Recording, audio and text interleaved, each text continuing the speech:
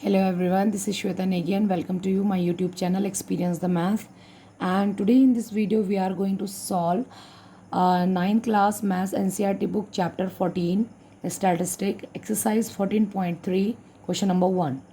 So in this exercise we have to draw bar graph and histogram. So let's read what is the question number. First is a survey conducted by an organization for the cause of illness and death among the women between age 15 to 45 in year worldwide found the following figures in percentage. So this data is given to us and we have to represent this information graphically, means we have to draw a bar graph for this information, and then we have to give the answer to the following question.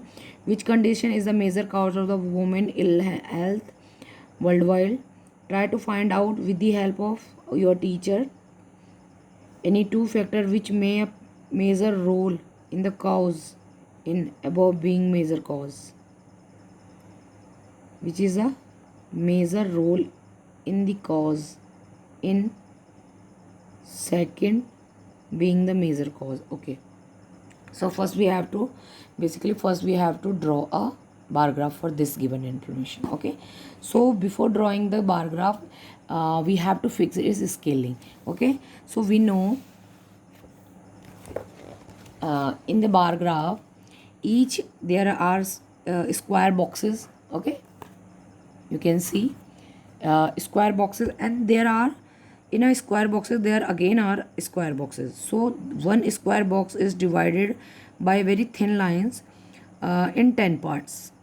Okay, so there are one thick line, and between two thick lines there are 10 thin lines. Okay, so one square box is equal to 1 centimeter. Oh, sorry.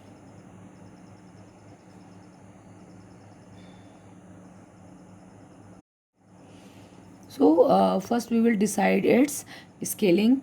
So for the scaling, as we are seeing, the observation are given in the decimal form. Okay, so the maximum is 13.1, 13.8 maximum. So means if we are taking 1 centimeter is equal to 2 percentage, so we have to go till 15 or 16 till 16 observe 16 square boxes we have to take.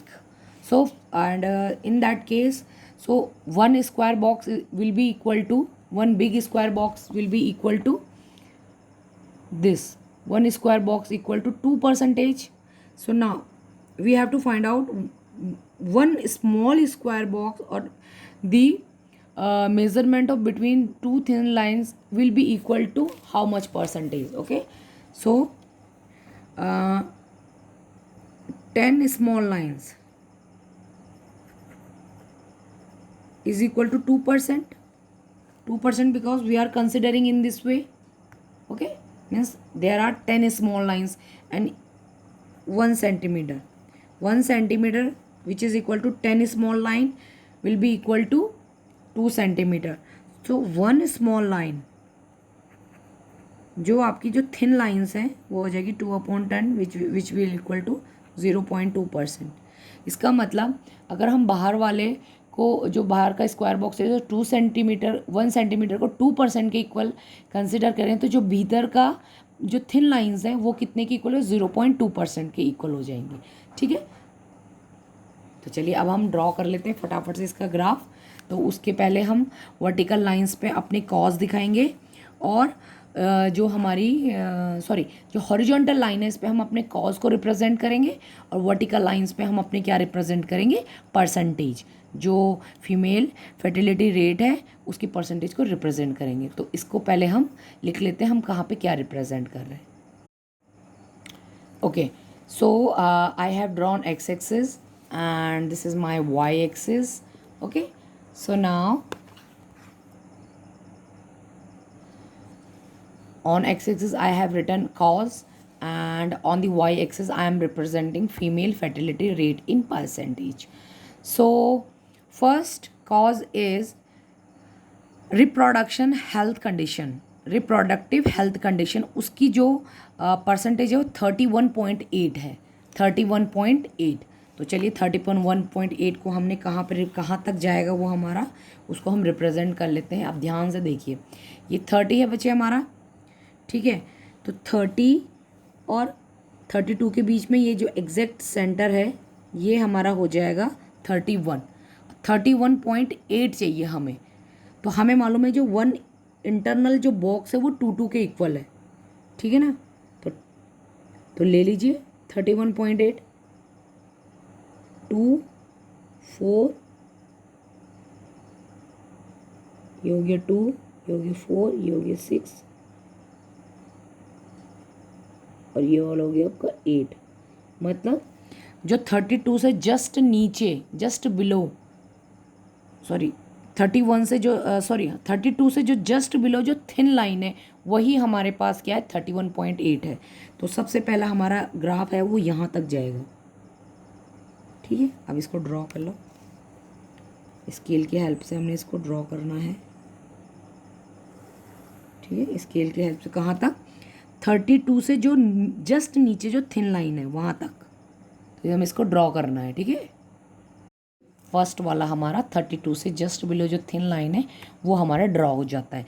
Next हमारा 25.4, 25.4, अब वो कहाँ पे mention होगा, तो देखो 24 हमारे पास ये रहा, ठीक है। 24 से जस्ट ऊपर हमारे पास 25 होगा, और आपको मालूम है बार ग्राफ में हमारा एक एक ब्लॉक छोड़ते हैं, ठीक है, गैप होता है, ये डिसकंटिन्यू होता है ये, ठीक है। तो 25 से अबव हमारा हो गया 24 से ऊपर जो हमारी एक जो डिवाइडिंग लाइन है, जो कि ये जो थिक लाइन है उससे थोड़ा सा कम मोटी होती है, जो बीच की बिल्कुल बारीक लाइनें हैं उनसे थोड़ा सा मोटी होती है, ठीक है। तो चलिए देख लेते हैं, ये 25 है, 25.4 चाहिए हमें, तो 25 तक यहाँ पे हो गया है, और इससे 2 ये हो गया 2 और ये हो गया 4, मीन्स 26 से कितना नीचे, 3 नीचे, और 25 से 2 थिन लाइन जाना है हमने, फर्स्ट एंड 2 सेकेंड। 25 जहाँ पे आ रहा है हमारे पास, 24 के बाद एक जो थिक लाइन है वो, फिर उसके बाद 2 थिन और लाइन जाना है। तो यहाँ पे आप इसको हम हाईलाइट कर लेते हैं, और इसका भी हम इसी तरीके से क्या ड्रॉ कर लेते हैं, अपना वर्टिकल एक बार ड्रॉ कर लेते हैं। नेक्स्ट कंडीशन इज इंजरीज 12.4, तो 12.4 कहाँ पे आएगा, देखो बहुत सिंपल है 12.4, तो 12 ये हो गया हमारे पास, ठीक है ना, यहाँ तक 12 है एग्जैक्ट, और 12 में 4 और चाहिए हमें, तो 2 और चल लीजिए, 1 and 2, ठीक है। तो 12 जहाँ पे हमारा एग्जैक्ट आ रहा है उससे 2 थिन लाइंस ऊपर चले जाइए,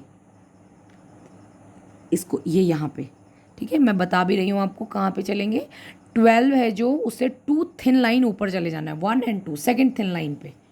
अब इसको भी ड्रॉ कर लेते हैं, वर्टिकल बार ड्रॉ कर लेते हैं।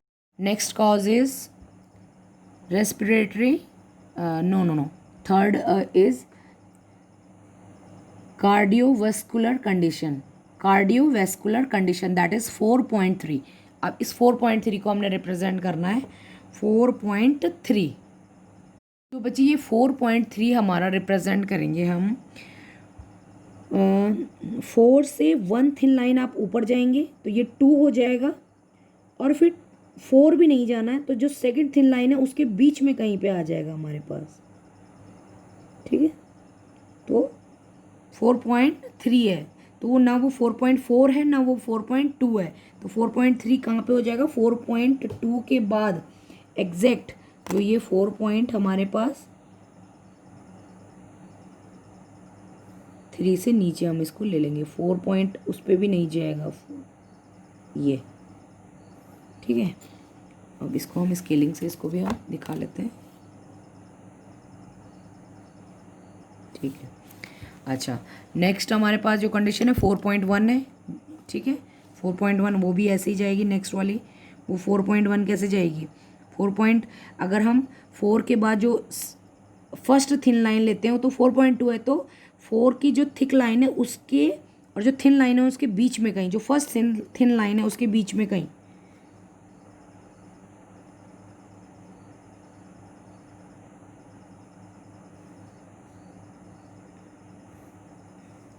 ठीक है। इसमें स्केलिंग में आपको थोड़ा सा ध्यान रखना है बच्चे, बाकी ये क्वेश्चन कुछ नहीं है, ठीक है। मीन्स 4.1 कहाँ पे आ जाएगा हमारे पास बच्चे, देखो 4 तो कंप्लीट है, और 4.1 जो थिन लाइन होती है, थिक लाइन के बाद 4.2 है वो, क्योंकि अभी हमने स्केलिंग देखी थी, तो हमें वो 4.2 भी नहीं जाना है, तो थिक लाइन के और उस थिन लाइन के बीच में जो कहीं पे स्पेसिंग है वहाँ पे हमें करना है। नेक्स्ट हमारे 22 तो एग्जैक्ट हमारा सेम है, तो ये तो हमारा सीधा सीधा आ जाएगा 22, ये गैप ले लीजिए और 22 में आ जाइए। 22 हमारा ये रहा, है ना, 22 ये रहा, बिल्कुल सही है, ठीक है।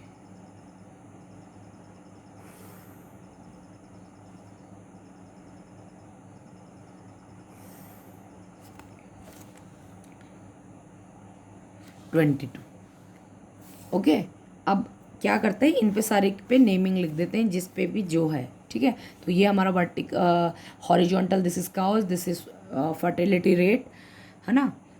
तो आप इस तरीके से इसको ड्रॉ करेंगे, उस पर मैं फटाफट से इसकी नेमिंग कर देती हूँ कौन किसका है। सो बच्चे, now I have mentions all the reason, all the causes in their respective vertical bars. Okay, so first one is this, second one by mistake I have written here, but it will become in this second bar.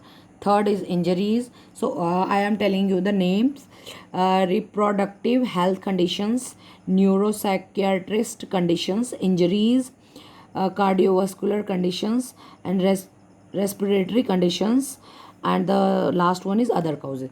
सो इसमें इस तरीके से हमने इसको represent करना है, scaling करनी है, ठीक है, वो मैंने आपको बता दिया है। अब इसमें एक जो क्वेश्चंस पूछा हुआ है उसमें सबसे पहले ही is asking that present this data graphically, I have presented, then which condition is major causes, आपको देख के ही पता चल रहा है, reproductive health condition is the major causes, reproductive health conditions major causes है इसमें, इन सारे काउजेज में से। और इसके बाद ट्राई टू फाइंड आउट, तो अब इसमें हमें फाइंड आउट करना है कि क्यों हो सकती हैं। तो रिप्रोडक्टिव हेल्थ कंडीशंस होती हैं, उसमें बहुत सारी चीज़ें आ जाती हैं, जैसे कि आपका डाइट कैसे है, are you doing proper workout, आपका जो एनवायरनमेंट कैसा है, जैसे कि आप नीटनेस होनी चाहिए, ठीक है। तो ये सारी आपकी रिप्रोडक्टिव हेल्थ कंडीशंस में आ जाती है। मीन्स हेल्थ कंडीशंस, आपको कोई लो बीपी, हाई बीपी, शुगर, इस तरीके से कोई रीज़न है, ये क्यों होते हैं, आप फिटनेस पे आपका कैसा ध्यान है, डाइट आप प्रॉपर ले रहे हैं नहीं ले रहे हैं, और जैसे कोई फीमेल है तो आपके चाइल्ड्स में क्या गैप है, ऐसे नहीं कि एक मतलब 1 ईयर में कोई बेबी हुआ, फिर आफ्टर 2 ईयर्स फिर baby, means there should be a proper health condition. तो यही कुछ कारण है फीमेल्स में, जो कि इस तरीके से ग्राफ में एक्सप्लेन किया गया है, ठीक है। So this is the we have done our question number first, and this is its graph. So one more thing we have to write, as I have written over here the scaling है ये हमारे पास, scaling आप इसको लिख सकते हैं, ये scale है हमारे पास, ठीक है। और बस, तो आप इसका जो बार ग्राफ का जो टाइटल बनेगा उसको आप टाइटल आप लिख सकते हैं cause of illness and death among women, ठीक है। यहाँ पे आप अगर इसका टाइटल लिखना चाहेंगे, causes of illness and death, ये लिखना होता है टाइटल हमेशा, एमंग द वुमेन। अब एज कितनी है, 15 to 44 ईयर, ठीक है, एज ग्रुप के 15 to 44। तो this is our title, this is our graph and this is our scaling. ये तीनों ही चीज़ें बहुत इंपॉर्टेंट है, जब आप अपना ग्राफ प्लॉट करेंगे तो आप इसी तरीके से प्लॉट करेंगे। So this is our question number first.